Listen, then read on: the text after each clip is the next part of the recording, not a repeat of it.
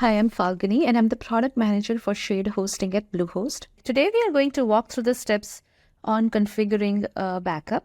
So what we need to do is you log into Account Manager from bluehost.com. Now once you're logged into Account Manager with your credentials, on the left-hand navigation, you can click on Hosting, and then you can pick the website on which you want to configure the backups. Now all my websites have loaded. This is the third website where I want to configure the backups. Now the backups are automatically configured for the first site, but for the other ones you may need to do them. So click on Settings, and then up here click on Backups.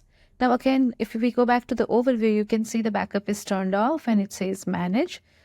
We can click there, or you can click on Backups. And then here you have the option to redeem credit. Now once you click on Redeem Credit and activate the backup, you will receive a confirmation that the backup has been generated and it will be added to the list of backups.